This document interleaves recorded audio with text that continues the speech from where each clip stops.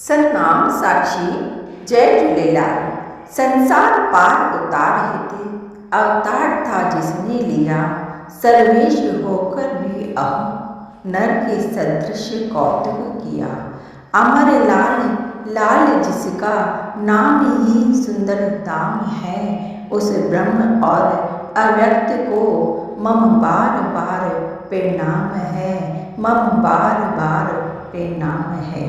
मंगल में झूलन रूप है, मंगल में झूलन ज्योत, मंगल में झूलन नाम है, मंगल में झूलन जन्मोत्सव।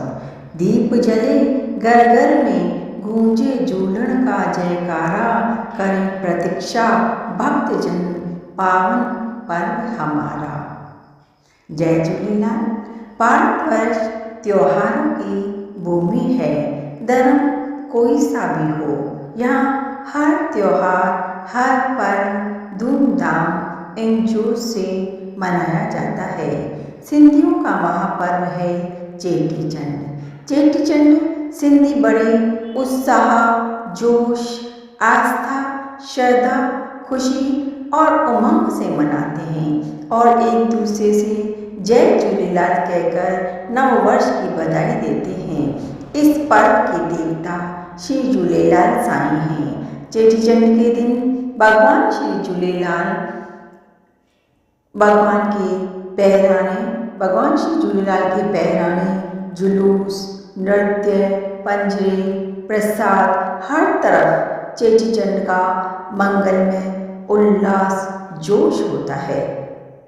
भगवान श्री झूलेलाल जिन्हें लाल साईं, उडेरा लाल, जिंद हबीर, अमर लाल, पल्ले वाला साईं, गोरे वाला साईं, लाल साईं, दरिया शाह, जल ज्योति का देवता, वरुण देव, झूलर साईं आदि अनेक अनेक नामों से श्री झूलेलाल साईं की पूजा की जाती है। सिंधु नदी का वर्णन वेदों में भी किया गया है।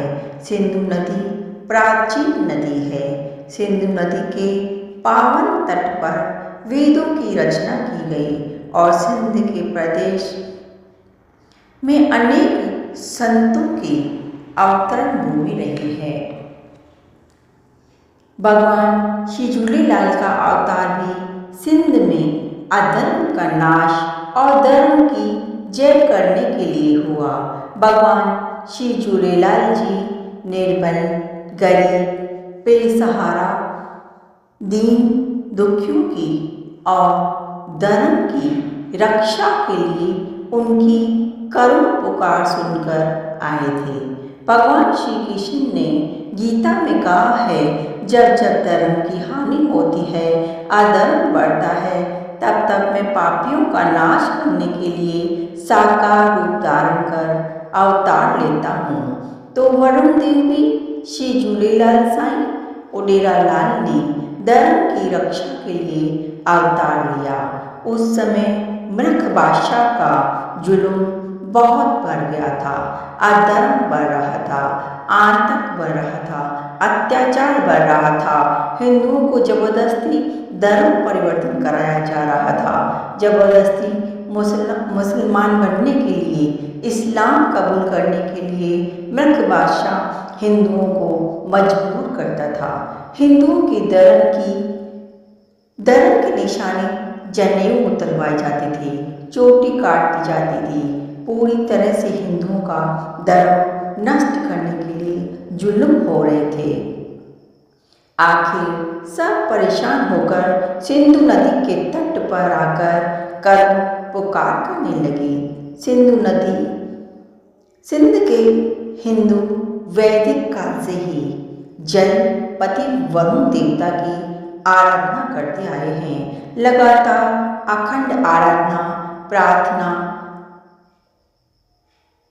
करुण पुकार के बाद अचानक आकाश में बिजली चमकी और पानी का बहाव तेज होने लगा।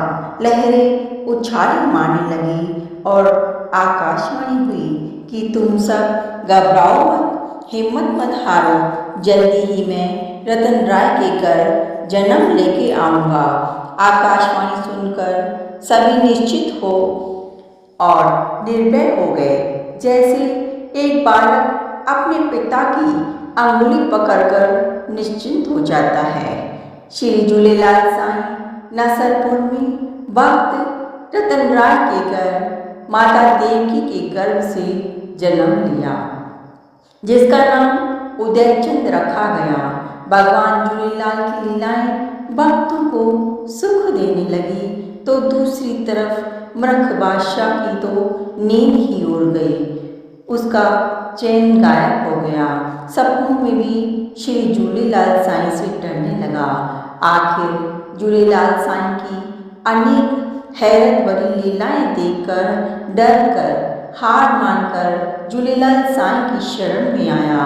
दरवेश तो कर्मणा अवतार होते हैं। झूलेलाल दरवेश ने मृग बादशाह को क्षमा किया और बादशाह को समझाया कि सारी सृष्टि प्रभु परमात्मा की है, सभी में प्रभु परमात्मा ही निवास कर रहे हैं। जो तुम्हारे लिए खुदा है वह हमारे लिए ईश्वर है, सबकी मंजिल एक ही है, इसलिए तुम सभी में समदृष्टि रखो और सबसे अच्छा बर्ताव करो। मृग बादशाह को समझ आ गई थी और अपनी गलती की माफ़ी मांग झूलन साईं को जिंदहपीर के नाम से पूजने लगा। आखिर धर्म की जय हुई, जिसके लिए उड़ीलेलाल का जन्म हुआ था। भगवान श्री झूलेलाल को भगवान कृष्ण और विष्णु का अवतार भी कहा जाता है।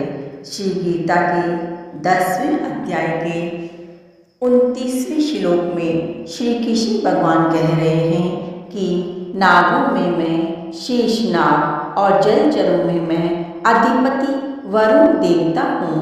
भगवान श्री झूलेलाल ने भी श्री कृष्ण भगवान की तरह अपने देवत्व ईश्वर रूप दिखाए थे। पहला तेजस्वी रूप जन्म से पहले उफनती नदी में मछली पर सवार दिखाया और आकाशवाणी से मनुष्य रूप में अवतार की घोषणा की। ठीक इसी तरह भगवान श्री कृष्ण ने भी जन्म से पहले अपने माता पिता देवकी वसुदेव को अपना अद्भुत रूप दिखाया, फिर शिशु रूप में जन्म लिया। बालक रूप में भगवान श्री झूलेलाल माता का दूध नहीं पीते थे। कई उपाय किए गए कि बालक दूध पिए, पर बालक दूध नहीं पीते थे।